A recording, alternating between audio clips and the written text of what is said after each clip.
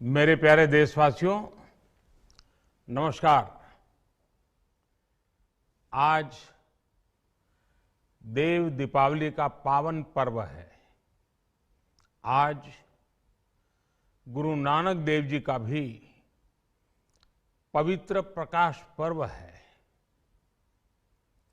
मैं विश्व भर में सभी लोगों को और सभी देशवासियों को इस पावन पर्व पर हार्दिक बधाई देता हूं।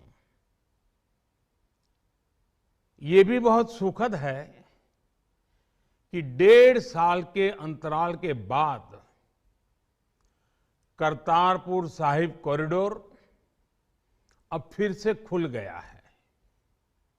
साथियों, गुरु नानक जी ने कहा है, बीच दुनिया सेवी कमाइए त दरगिही बेसन पाइए। यानी संसार में सेवा का मार्ग अपनाने से ही जीवन सफल होता है।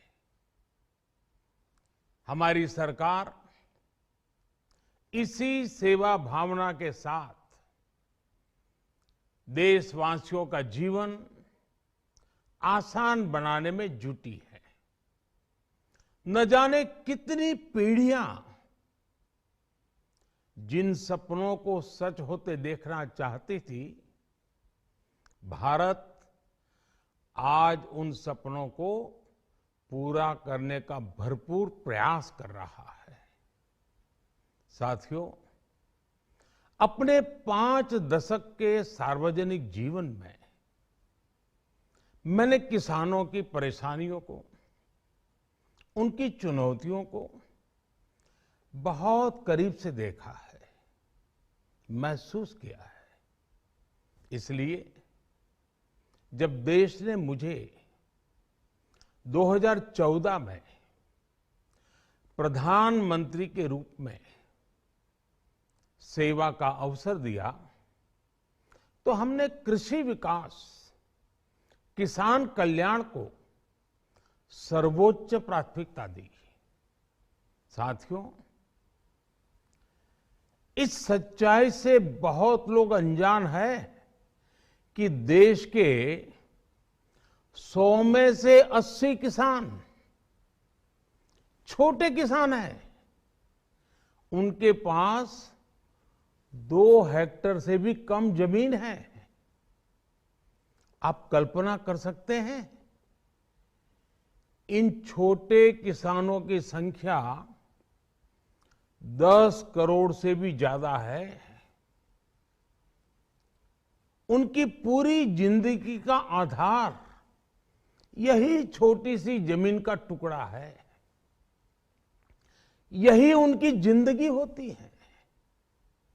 और इस छोटी सी जमीन के सहारे ही वो अपना और अपने परिवार का गुजारा करते हैं। पीढ़ी दर पीढ़ी परिवारों में होने वाला बंटवारा इस जमीन को और छोटा कर रहा है। इसलिए देश के छोटे किसानों की चुनौतियों को दूर करने के लिए हमने बीज, बीमा, बाजार और बचत, इन सभी पर चौतरफा काम किया। सरकार ने अच्छी क्वालिटी के बीज के साथ ही किसानों को neem coated urea, soil health card, micro irrigation जैसी सुविधाओं से भी जोड़ा। हमने 22 करोड़ सॉइल हेल्थ कार्ड किसानों को दिए और इस वैज्ञानिक अभियान के कारण एग्रीकल्चर प्रोडक्शन भी बढ़ा। साथियों, हमने फसल बीमा योजना को अधिक प्रभावी बनाया। उसके दायरे में ज्यादा किसानों को लाए। आपदा के समय ज्यादा से ज्यादा किसानों को आसानी से मुआवजा मिल सके, इसके लिए भी पुराने नियम बदले। इस वजह से बीते 4 साल में 1 लाख करोड़ रुपए से अधिक का मुआवजा हमारे किसान भाई बहनों को मिला है।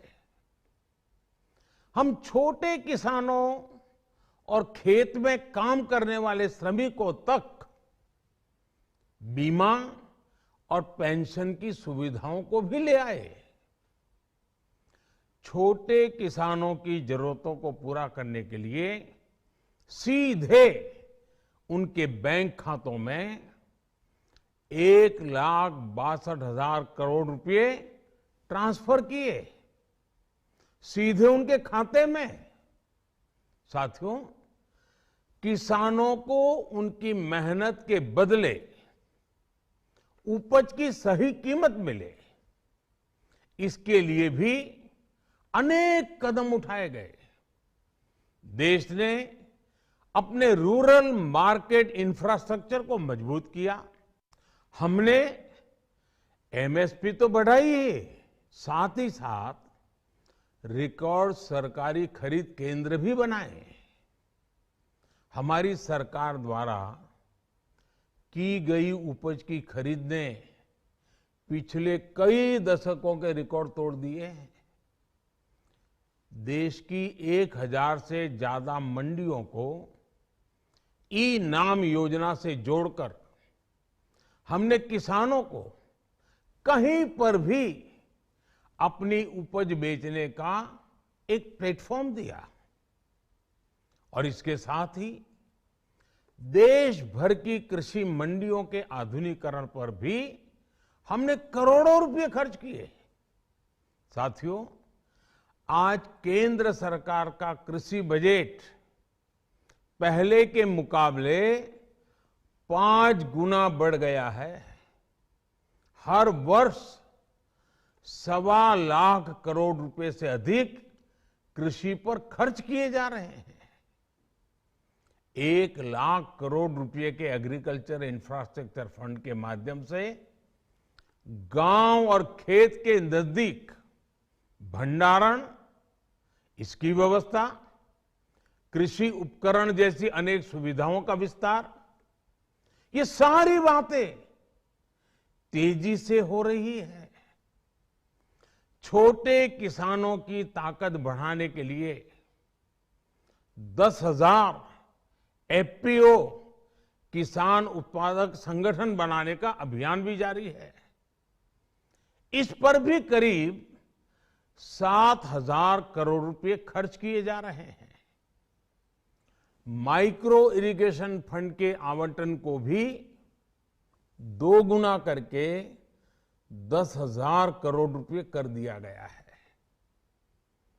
हमने क्रॉप लोन भी 2 गुना कर दिया, तो इस वर्ष 16 लाख करोड़ रुपए हो जाएगा।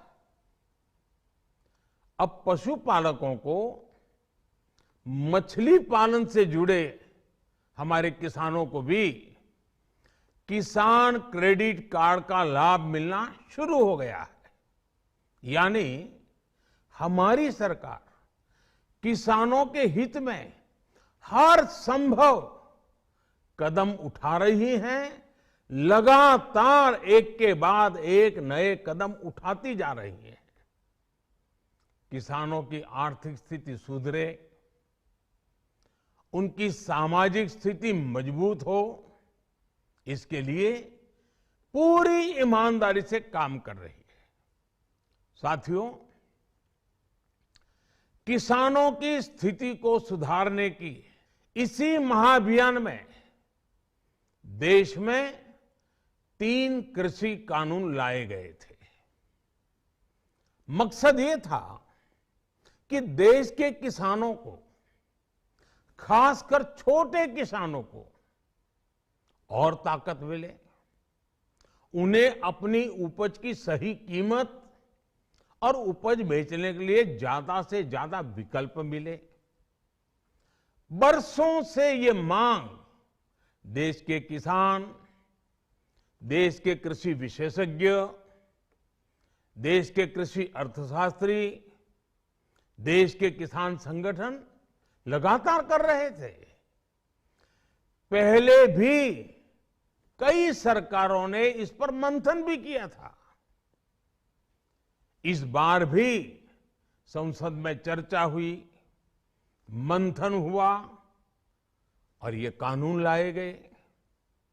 देश के कोने कोने में कोटि कोटि किसानों ने, अनेक किसान संगठनों ने इसका स्वागत किया, समर्थन किया।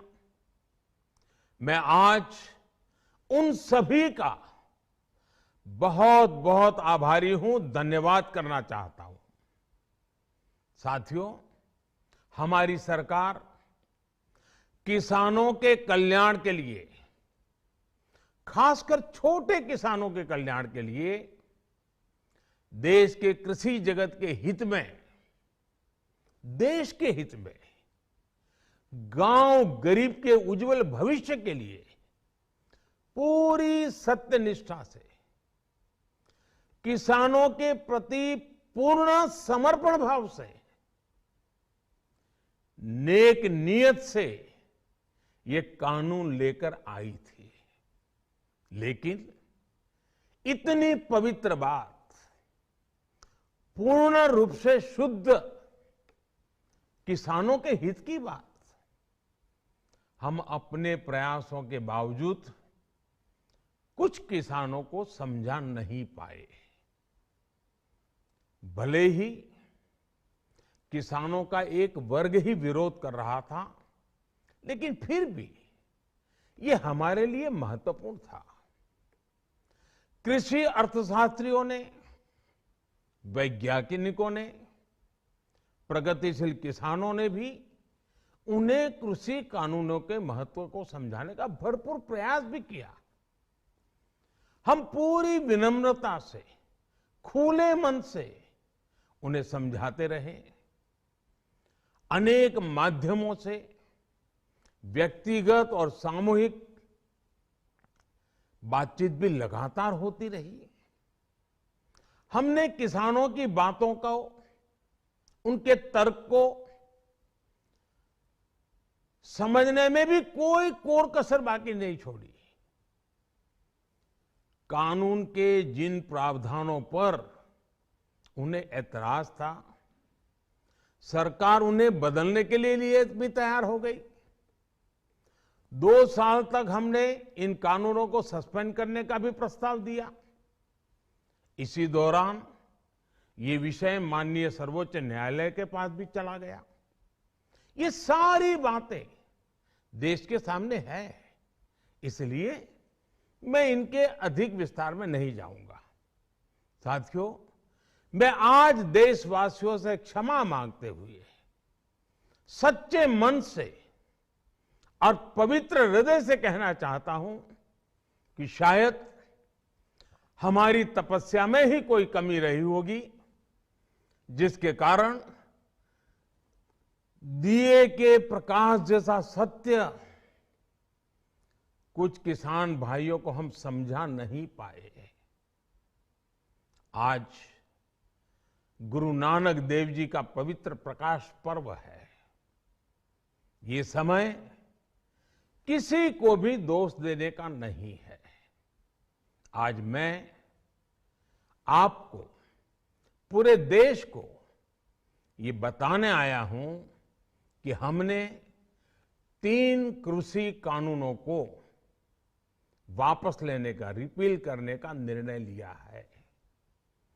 इस महीने के अंत में शुरू होने जा रहे संसद सत्र में, इसी महीने में, हम 3 कृषि कानूनों को रिपील करने की संवैधानिक प्रक्रिया को पूरा कर देंगे। साथियों, मैं आज अपने सभी आंदोलनरत किसान साथियों से आग्रह कर रहा हूं, आज गुरु पर्व का पवित्र दिन है।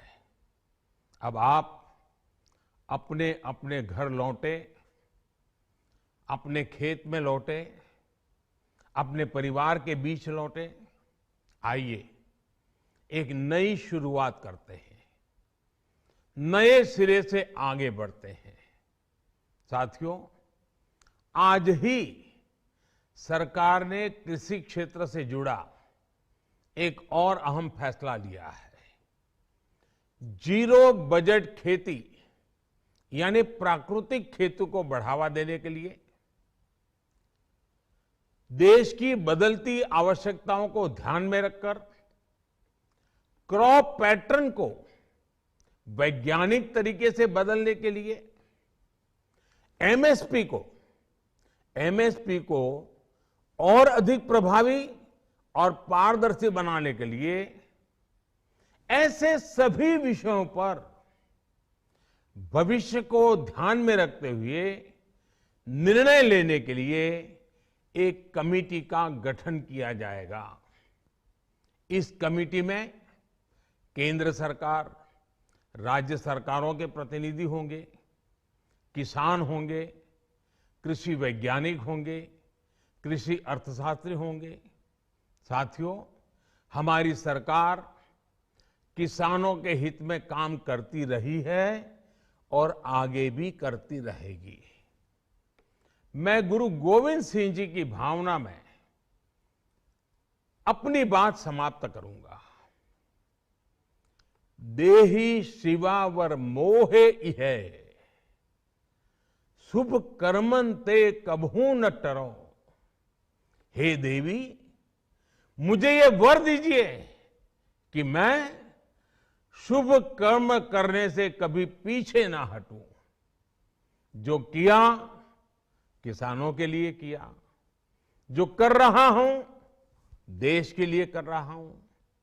आप सभी के आशीर्वाद से मैंने मेहनत में पहले भी कोई कमी नहीं की थी। आज मैं आपको विश्वास दिलाता हूं कि अब और ज्यादा मेहनत करूंगा ताकि आपके सपने साकार हो सके, देश के सपने साकार हो सके। आपका बहुत बहुत धन्यवाद। नमस्कार।